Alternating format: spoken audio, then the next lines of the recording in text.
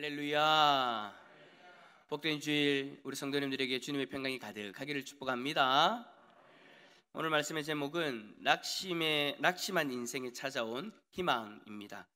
여러분, 우리 인생에는 언제나 낙심이라는 것이 찾아오게 되어져 있죠. 사람들과의 관계 속에서 경험하게 되어지는 그러한 낙심도 있고요, 또 상황으로 인한, 참 우리가 기대했는데 기대한 만큼 되지 않는 그런 상황으로 인한 낙심 등, 우리가 여러분 이 땅에 살아가면서 경험하게 되어지는 그런 낙심들은 참 많이 있을 겁니다. 그런데 참 이 낙심이라는 것이 그냥 마음속에 그냥 아이고 참 그렇네 하고 끝나는 것이 아니라, 이 낙심이라는 것이 여러분 참 무섭습니다. 제가 코끼리를 예를 들어서 한번 설명해 드릴게요. 여러분, 태국에서는 이제 코끼리를 잡을 때 정글에서 뛰쳐나오는 코끼리를 미리 만들어 놓은 그 우리 같은 큰 집으로 들어가게 만들어 가지고 큰 문으로 그 집을 막아버린다라고 합니다. 그리고는 코끼리 사냥꾼들이 갇혀버린 그 코끼리 발에 쇠사슬을 메어 버린대요. 그리고 그 쇠사슬을 벵갈 보리수라는 튼튼하고 큰 나무에 메어 놓아 가지고 아무리 그 큰 코끼리가 힘을 써도 뽑히지 않는, 도망갈 수 없는, 그렇게 코끼리를 가두어 버린대요. 저런 그림처럼 말이죠.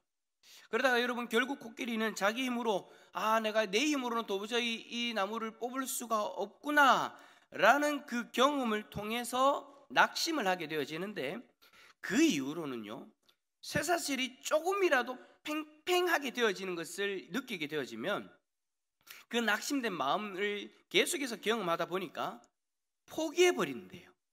그래서 조금이라도 팽팽해지면 그냥 스스로 힘을 쓰지 않는다고 합니다. 어느 정도냐? 자, 다음 그림. 요렇게까지. 자, 처음에는 코끼리가 감당할 수 없는 그런 나무였어요. 아무리 힘을 써도 뽑히지 않는 그런 나무였어요. 거기서 줄이 팽팽해져도 안 된다라는 것을 낙심하며 경험하면서 포기하기 시작하니까 어떻게까지 되어지느냐? 저 쫓겨난 나무, 저 작은 기둥 같은 그 나무에 이 코끼리를 메어 놓아도 코끼리는 이미 포기해버렸기 때문에 조금이라도 줄이 팽팽해지면 그 힘으로 뽑을 수 있는 나무임에도 불구하고 포기해버린다라는 거예요. 이전에 그 낙심의 경험으로 인해서 힘을 쓰지 못하는 거죠. 자, 이러한 코끼리의 모습은 나는 이런 정도의 사람밖에 안 돼 라고 하면서 과거의 낙심의 포로가 되어져서 항상 포기를 쉽게 해버리는 그런 사람의 모습과 같다라고 할 수 있는 거죠. 자, 이 정도 이야기를 하면 어느 분들은 아마 저 코끼리의 모습을 보면서 저 모습이 나의 모습 같다라고 느껴지는 그런 분들도 계실 거예요. 여러분, 오늘 게레사리 호숫가에서 고기를 잡던 어부들이 그러한 상황들이었다라는 겁니다. 그 어부들은 시몬 베드로와 야고보와 그리고 요한 등 함께 했던 그런 어부들이 있었습니다. 그들은요, 밤새도록 고기를 잡기 위해 나섰었어요. 그런데 잡은 고기가 하나도 없었죠. 고기를 잡기 위해서 배를 띄우고 그물을 내렸는데 밤새 한 마리도 잡지 못하였으니 여러분, 그 마음의 낙심이 얼마나 컸겠습니까? 그런데 사실 이러한 일들은 비일비재하게 일어납니다. 여러분, 고기라는 것이 참 희한한 게 뭐냐면 잡힐 때는요, 감당도 못할 만큼 잡힙니다. 그런데 아무리 날씨가 좋고 물때가 좋고, 이 물때라는 건 좀 전문 용어인데 어쨌든 고기가 잘 잡히는 그 물때가 있대요. 뭐 이제 그 조수간만의 차이라든지 뭐 하여튼 여러 가지를 가지고 이제 날이 이제 그 낚시 전문가들 보니까 그 물때표가 있어요. 그래가지고 이제 날짜에 따라서 이제 이때는 뭐 물이 가득 들어온다, 이게 정확하게 맞는지는 모르겠는데 하여튼 그렇대요. 그런데 아무리 날씨가 좋고 물때가 좋아도요, 희한하게도 안 잡힐 때는 안 잡힙니다. 낚시하는 사람들이 낚시 갑시다, 물때 좋습니다 해서 나갔는데 고기 한 마리도 안 잡혀요. 그러면 이제 가자고 한 사람한테 이제 불평을 들어놓죠. 아니, 물때도 좋고 다 좋고 날씨도 좋고 파도도 없는데 왜 안 잡히냐고. 그럼 여러분, 데리고 간 사람은 뭐라고 할 수 있겠습니까? 자기 마음대로 되는 게 아닌데. 아무리 상황이 좋아도 안 잡힐 때는 안 잡히더라는 거예요. 여러분, 오늘 베드로도 그리고 함께하는 어부들도 어부 생활 1, 2년 한 게 아니죠. 그 물의 상황을 잘 알고 있는 사람입니다.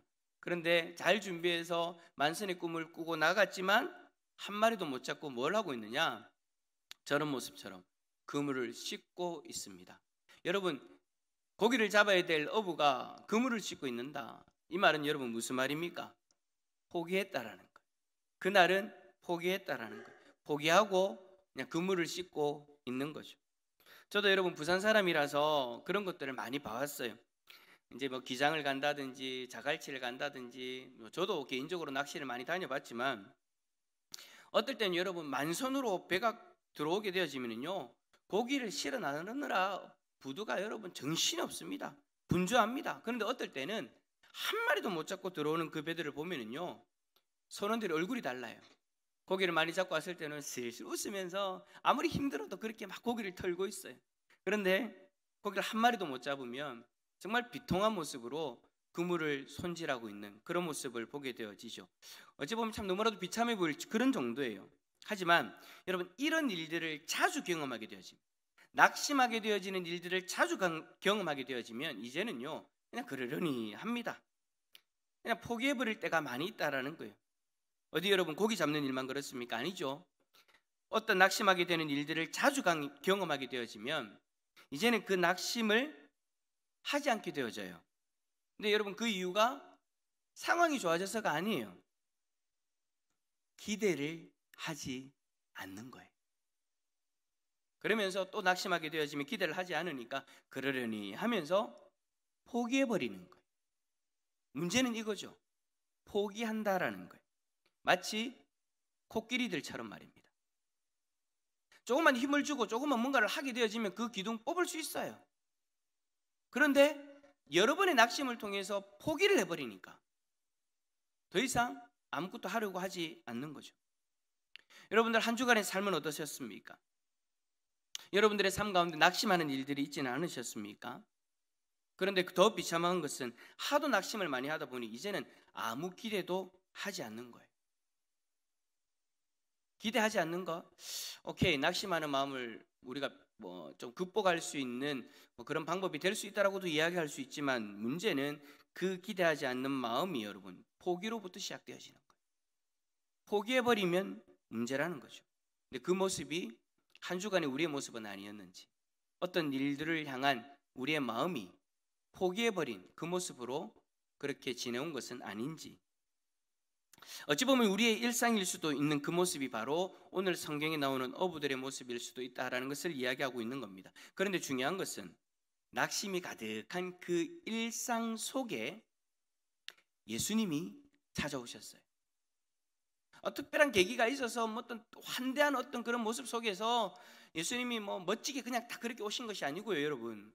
예수님은 우리가 자주 하게 되어지는 그 낙심하는 그 일상 가운데 쓱 하고 찾아오시더라는 것입니다. 아니, 좀 더 정확하게 이야기를 하면 낙심이 가득한 우리의 일상에 예수님은 함께하고 계시죠. 제가 여러분 조금 다르게 이야기를 했어요. 찾아오시는 것과 함께 하시는 것은 다르죠. 지금 베드로와 그리고 그 어부들에게는 예수님이 처음으로 그들에게 찾아가신 거예요. 근데 우리는 여러분 좀 다르죠. 이미 우리에게는 예수님이 우리들의 일상 가운데 찾아와 계신 줄 믿습니다. 찾아와 계시는데 함께하고 계신다라는 거예요. 그러니까 지금 우리와 베드로와 그 어부들과의 그 상황은 조금 다르죠. 그러나 공통되어지는 부분은 앞에서 이야기했던 것처럼 낙심되는 상황, 그 낙심되는 상황에서도 예수님은 우리와 함께 하시는 줄 믿습니다. 하지만 우리 교회에 나오는 성도님들, 뭐 교회 나오신 지 좀 되셨지만 아니면 교회 나오신 지 얼마 안 되신 분들 중에는 아직까지 예수님과 함께 하지 못하는 분들도 있을 수 있어요. 아직까지 내가 교회 종교 생활을 하고 있지만 예수님을 나의 주인으로서 내 인생에 영접해서 예수님을 나의 구원자로서 믿고 있는 분이 다들 계시겠지만 아닌 분들도 계신다라는 것이죠. 예수님도 그 부분들에 대해서는 인정하셨어요. 한 교회 공동체 속에서도 믿음이 있는 자가 있고 믿음이 없는 자가 있다고. 그래서 여러분 교회에서는 계속해서 그분이 한 분이 있다 할지라도 그분들을 위해서 복음을 전하는 거예요. 그 한 영혼이 주님 앞으로 돌아올 수 있도록, 예배 자리에 있지만 종교생활은 하고 있지만 예수 그리스도를 인격적으로 영접하지 못한 분들을 위해서 복음의 메시지를 계속해서 전하는 거죠. 어쨌든 여러분, 그런 분들에게 여러분들의 삶의 인심이 아무리 낙심이 가득하여도 예수 그리스도는 여러분들의 인생에 찾아가기를 원하십니다. 바로 오늘 성경의 이야기처럼 말입니다. 사실 사람들은 그런 날에 만나는 거 좀 꺼리지 않습니까? 무슨 날입니까? 낙심한 날, 마음이 좀 무너져 있는 날, 실망한 날, 그런 날들은 좀 컨디션이 안 좋죠. 기분도 나빠요. 그래서 사람 만나기가, 누군가를 나를 찾아오는 것이 좀 부담스럽죠. 우리 스스로도 그렇고 우리에게 다가오는 사람들이 대부분이 그래요. 될 수 있으면 좋은 날 만나려고 하지, 상대방이 낙심한 날에는 만나려고 하지 않아요. 왜요? 서로 부담스러우니까. 그런데 우리 예수님은 전혀 그러지 않아요. 비록 낙심함으로 힘들다 하더라도, 그 힘듦을 함께 지어야 하는 그 상황이라 하더라도 우리 예수님은 우리와 함께 하기 위해 찾아오시는 줄 믿습니다. 성경은 우리 예수님에 대해서 그렇게 이야기를 해요. 우리가 공감을 싫어하거나 피하지 않으시고 그 공감 가운데 함께 하기를 원하신다고. 만약 우리 중에 낙심한 마음을 가지고 이 자리에 계시는 분들이 계신다면 지금도 여러분과 함께 하시는 예수님, 그리고 여러분에게 찾아오시는 그 예수님을 바라볼 수 있기를 축복합니다. 그렇게 우리의 일상에 찾아오신 예수님은요, 우리에게 무언가 특별한 것을 바라지는 않으십니다. 자, 오늘 본문에서 어부들의 일상에 찾아오신 그 예수님이 그들에게 요구하신 것이 있는데요, 여러분, 그 요구를 여러분 가만히 보면 아무것도 아니에요. 뭘 요구하시느냐? 그들의 배에 오르시더니 시몬 베드로에게 육지에서 배를 조금 떼기를 청하셨습니다. 바로 저 모양처럼. 그리고는 자신을 둘러싼 사람들, 그러니까 지금 바다를 조금 거리를 두고, 지금 물을 거리를 조금 더 두고 배와 그리고 무리들이 마주보고 있는 상황 가운데에서 예수님이 말씀을 가르치기를 시작하시는 거예요. 여러분, 이 일, 어부의 입장에서 배를 조금 저 무태서부터 조금 띄운다라는 거 전혀 어려운 일이 아니죠. 전혀 힘든 일이 아니었죠. 그냥 자신의 배에 예수님 타십시오 하고 그냥 잠시 저렇게 살짝 노를 저으면 예수님이 말씀한 만큼 그만큼 떨어지는 거예요. 너무 멀리 떨어지면 안 돼요. 왜냐? 예수님이 저들에게 말씀을 가르쳐야 되니까. 그래서 저만큼 살짝, 사람들이 밀려가지고 들어올 수 없도록 살짝 그 정도의 거리를 두면 되는 거죠. 그래요, 여러분, 오늘 저 모습이 바로 오늘 우리에게 함께 하시는, 그리고 우리에게 찾아오시는 예수님의 마음입니다. 우리 예수님은요, 우리에게 뭔가 여러분 특별한 것을 요구하는 것이 아니에요. 낙심하는 인생에 찾아오셔서 우리 예수님이 우리에게 요구하는 건, 그것은 여러분 우리가 충분히 할 수 있는 것들이에요. 마치 저 모습처럼 베드로가 충분히 할 수 있는, 어부인 베드로에게 배를 살짝 띄워라. 여러분, 그게 뭐 어렵겠습니까? 이 자리에 이미 예수 그리스도를 믿는 분들에게 제가 질문해 볼게요. 예수님이 여러분에게 제일 처음 찾아오셨을 때, 마치 베드로에게 찾아오셨던 것처럼 예수님이 여러분들에게 제일 처음 찾아오셨을 때 여러분에게 요구하신 것이 하나 있었죠. 그 요구가 여러분 무엇이었어요? 예수님이 우리에게 제일 처음 찾아오셨을 때 일반적으로 요구하시는 것은요, 믿음입니다. 예수님을 믿는 거예요. 뭐 다른 종교들처럼 뭔가를 특별한 걸 바쳐야 된다, 어떤 뭐 특별한 어떤 삶으로 뭔가를 헌신해야 된다, 그러면 내가 너와 함께, 안 해요. 예수님이 우리에게 요구한 것은요, 세상의 다른 종교들과는 달라요. 예수님이 우리에게 원하신 것은 딱 하나, 믿음이었어요. 근데 그 믿음이라는 것이 우리가 얼마든지 할 수 있는 거잖아요.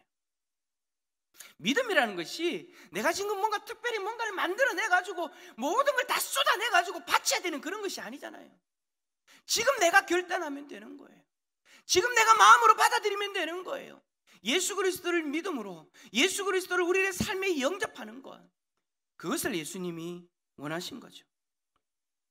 예수님을 믿는 그 믿음, 솔직히 어렵지 않아요. 하지만 처음에 그렇게 망설였던 이유는 우리의 마음이 좀 열리지 않았기 때문이죠.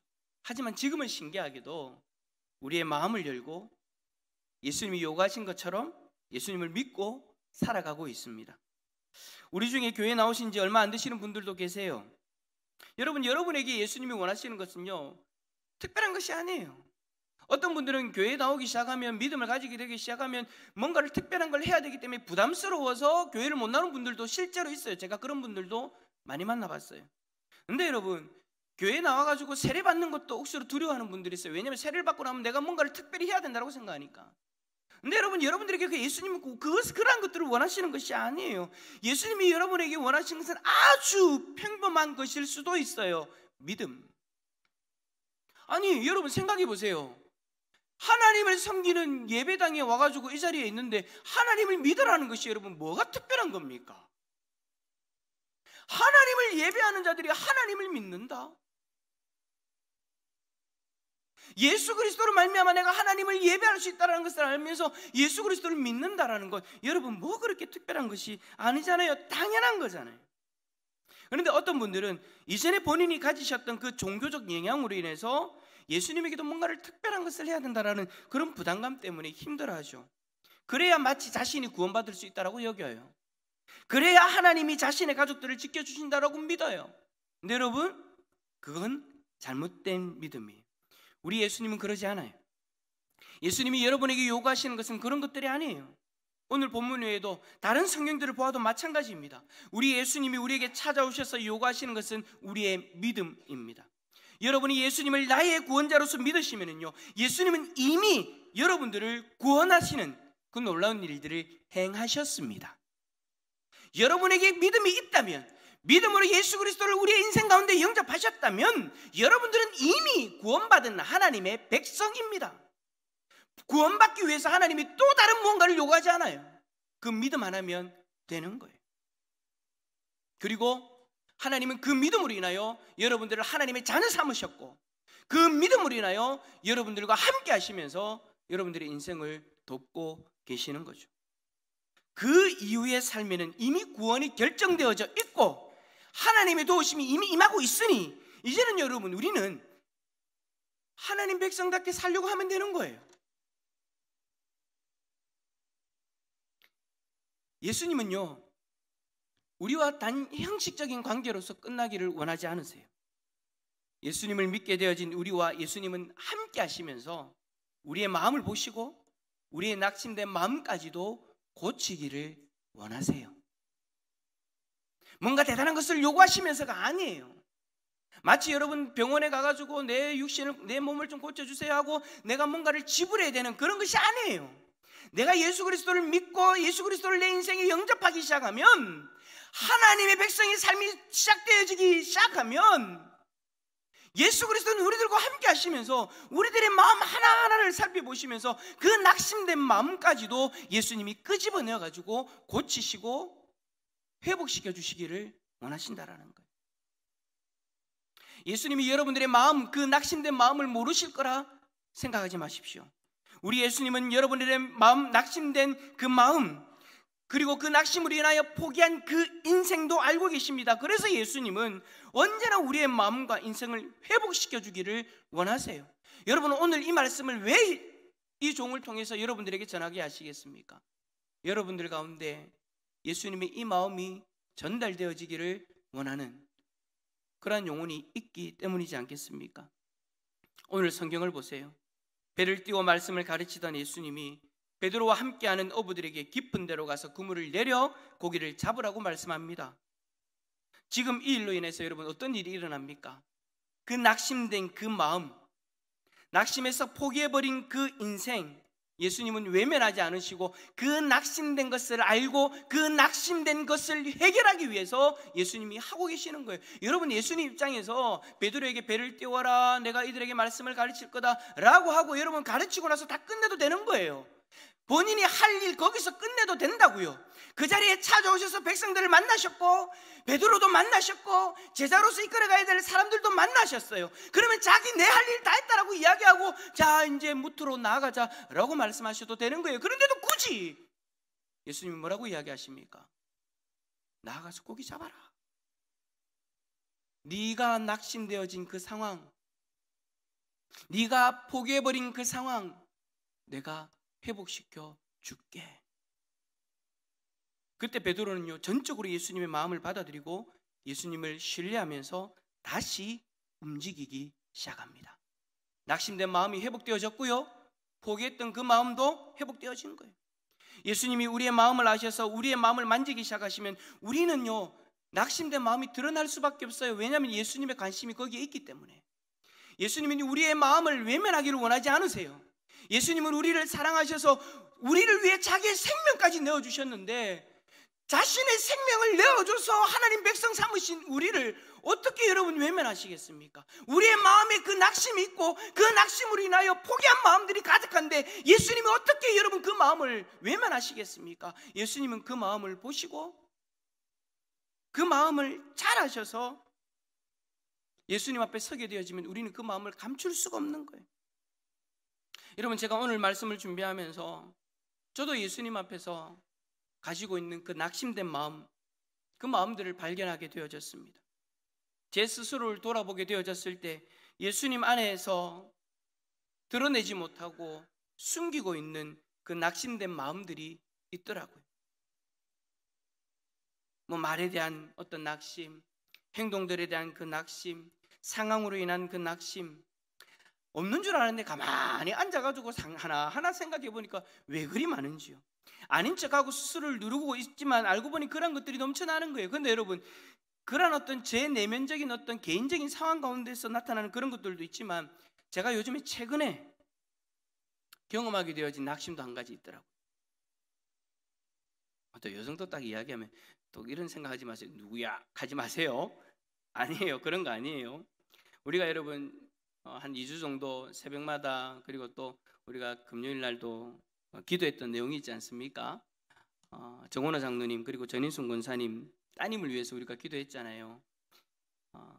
가슴에 암덩어리가 발견되어졌는데 그 암의 위치가 좋지 않아 가지고 전이가 되지 않도록 기도해 주세요 라고 그렇게 기도 제목을 부탁받고, 제가 성도님들에게도 그 기도 제목 오픈하고 같이 그렇게 기도했었잖아요. 참 가슴이 아팠던 건 뭐냐면, 그 집사님이 일하시는 직장이요, 그 정기 검사하는 그 의료보험에서 그 검진하는 그 병원에서 일하고 있어요. 그러니까 본인도 매년마다 검사를 받고 있어요. 근데 매년마다 검사를 받고 있는데 암이 발견되어진 거예요. 근데 전이가 되지 않도록 우리가 그렇게 기도합시다 해가지고 전이가 되지 않도록 기도를 했는데, 금요일날 통화했을 때는요 수술이 잘 된 것 같다라고 권사님 그렇게 말씀해 주셔서 제가 마음 한편으로는 좀 안심했어요.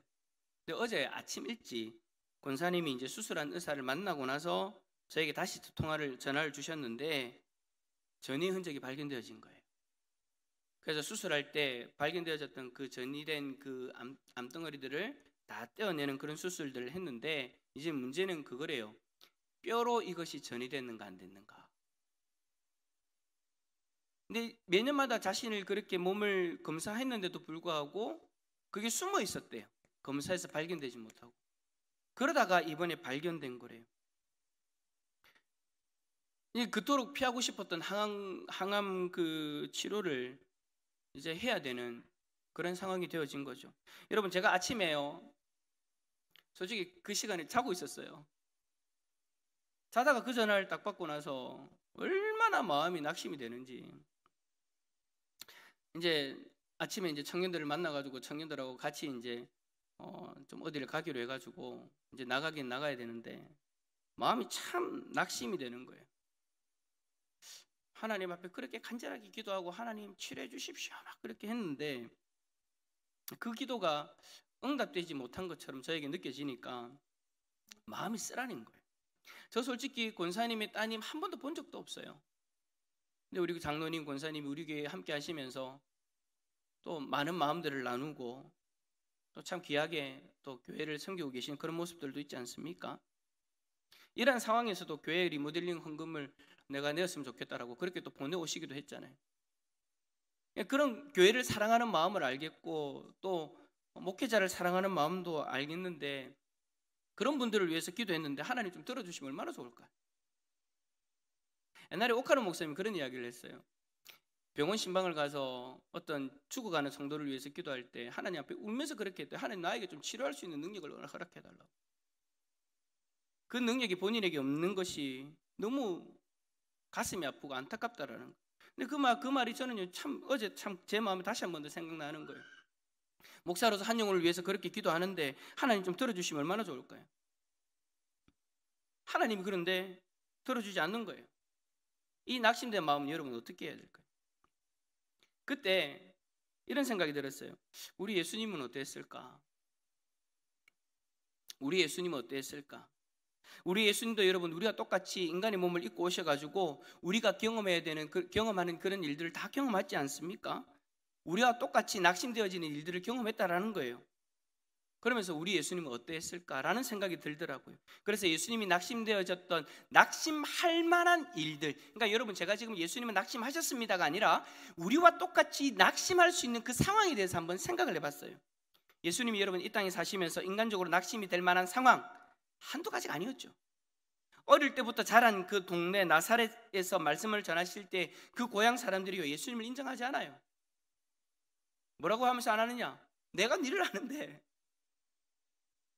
너희 가족도 알고 너희 부모도 알고 너희 누이도 알고 너희 형제들도 다 아는데 이 뭐냐라는 거죠. 인정 못하는 거죠. 놀라운 그 말씀 들었을 때 놀랍게 여기면서도 예수님을 인정하지 않는 거예요. 여러분 지금까지 여러분들이 살아오시면서 아마 그렇지 않나요? 가족들에게 인정받지 못할 때 참 마음이 아프잖아요.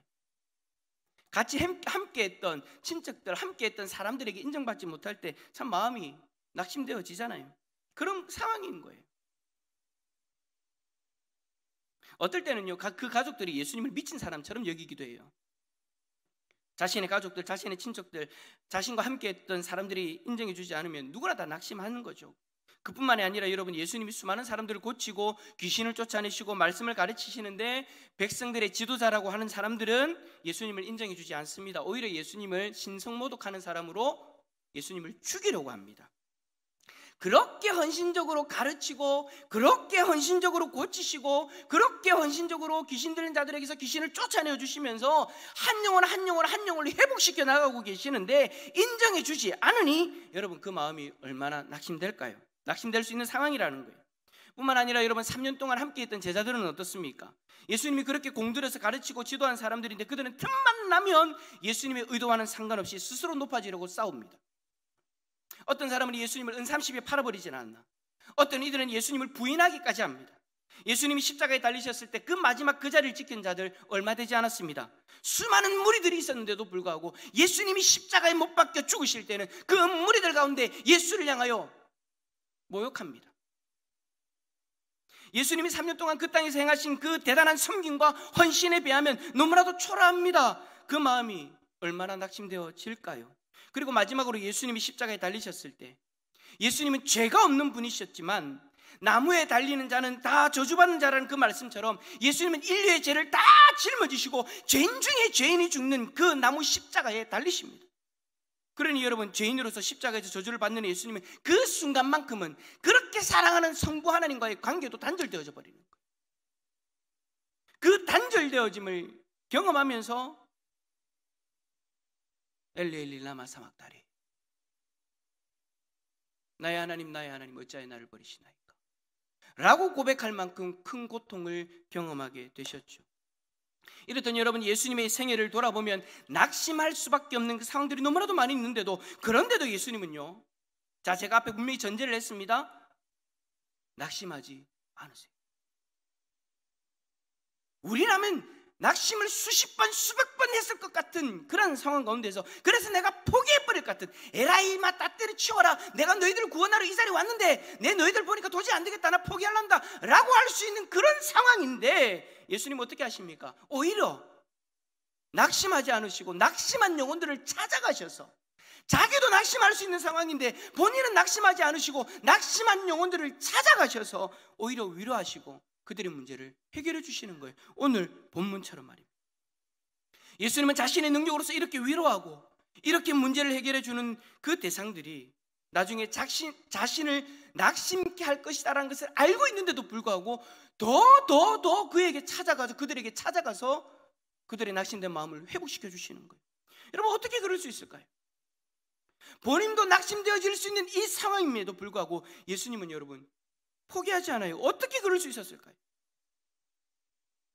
그 이유는요, 예수님은 그 상황에 자신의 마음을 빼앗기지 않았기 때문입니다. 우리라면 동일한 상황에서 낙심하고 포기해버릴 텐데 예수님은 전혀 그 상황에 마음을 빼앗기지 않고 낙심하지 않으세요. 그 이유, 그 비결, 여러분이 성경을 가만히 읽어보시면 아시겠지만 예수님은요 항상 하나님의 말씀이 중심이셨어요. 하나님의 말씀을 바라보셨어요. 고향 사람들이 자신을 인정해 주지 않을 때도 뭐라고 하십니까? 하나님의 말씀이 이루어졌다라고 말씀하세요. 종교 지도자들이 자신을 공격할 때, 자신들로부터 사람들이 떠나갈 때, 십자가에서 하나님과의 단절됨을 경험할 때, 그 모든 때에도 예수님이 바라보신 것은 하나님의 말씀, 하나님의 뜻이었습니다. 그렇기 때문에 낙심이 되지 않는 거예요. 포기해서 그런 것이 아니에요. 그 중심이, 그 마음이 우리하고는 달랐던 거예요. 예수 그리스도의 중심에는, 예수 그리스도의 마음에는 끝까지 우리를 구원하기 위한 그 십자가의 길을 바라보고 그 뜻을 이루기 위해 걸어가고 있었기 때문에 낙심되어지지 않는 거예요. 여러분, 낙심이라는 단어의 뜻이 뭡니까? 바라던 일이 이루어지지 아니하여 마음이 상함이 낙심이지 않습니까? 내가 바라던 일이 이루어지지 않아서 내 마음이 상하여 낙심되어지는 건데, 예수님이 바라는 것은 이 세상이 우리가 바라보는 것들이 아니었다라는 거예요. 인간들이 바라보고 있는 요구하는 그런 것들이 아니었다라는 거예요. 예수님은 언제나 하나님의 뜻, 하나님의 말씀만을 바라보셨어요. 제가 여러분 이러한 예수님을 묵상하게 되어지니까 전인숙 원사님의 따님의 그 일이요, 그 일로 인해서 낙심되어지는 그 마음이요 바뀌어지기 시작하는 거예요. 그러면서 제가 무엇을 바라보게 되어질까요?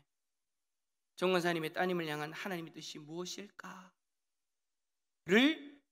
바라보게 되는 거예요. 이 상황에서 하나님의 뜻이 무엇일까? 여러분들의 상황에서 하나님의 뜻이 무엇일까요? 그러면서 제 마음에 그런 고백이 되어지는 거예요. 하나님의 뜻이 온전히 이루어지기를 원하나이다. 그러면서 계속해서 기도를 하게 되어지는 거죠. 권사님도 저에게 전화를 하시면서 그렇게 고백을 하시더라고요. 하나님의 뜻을 바라보자고 그 따님과 그렇게 이야기를 하셨대. 그래, 여러분, 예수님이 베드로를 부르셨을 때에도 마찬가지였습니다. 베드로를 찾아가셔서 그 낙심의 문제를 해결해 주시면서 베드로는요 이제 어떻게 되어지느냐, 자신의 뜻이 아니라 하나님의 뜻을 바라볼 수 있는 자리로 나아가게 되어집니다. 예수님이 베드로에게 그 하나님의 뜻을 알려주세요. 자, 10절 말씀 한번 읽어볼까요? 마지막으로 우리 10절 말씀 읽어보겠습니다. 시작. 세베대의 아들로서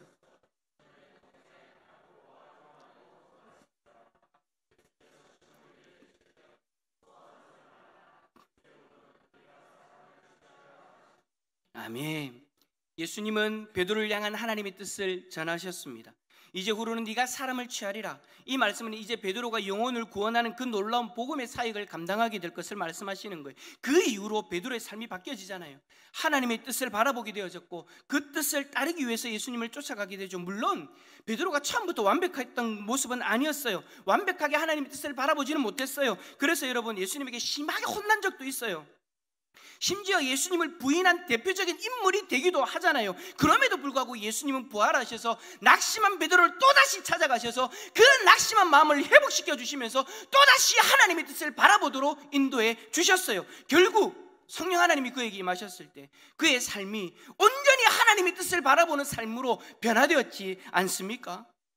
그 예수님이 오늘 우리에게도 동일하게 말씀으로 찾아오셔서 우리의 모습을 또 보게 하십니다. 여러분은 무엇으로 인해서 낙심하고 계십니까? 여러분들이 간절히 바라던 그 일이 이루어지지 않아서 혹시 마음의 상함을 경험하고 계십니까? 예수님은 오늘 이 시간 베드로에게 그랬던 것처럼, 베드로와 그와 함께 있던 이들에게 그랬던 것처럼 여러분들의 마음을 회복시켜 주기를 원하십니다. 그 낙심의 문제를 해결하지 않으면 끝끝내 포기하는 삶을 살 것이기 때문에 예수님은 우리의 마음을 그냥 둘 수가 없는 거예요. 낙심한 베드로와 어부들에게 다가가셔서 그들의 낙심한 그 문제를 해결해 주시고 그들로 하여금 하나님의 뜻을 바라보게 하신 것처럼 오늘도 우리에게 동일하게 일하기를 원하십니다. 오늘 이 시간 여러분들의 마음을 낙심케 한 그 문제를 꺼냅시다.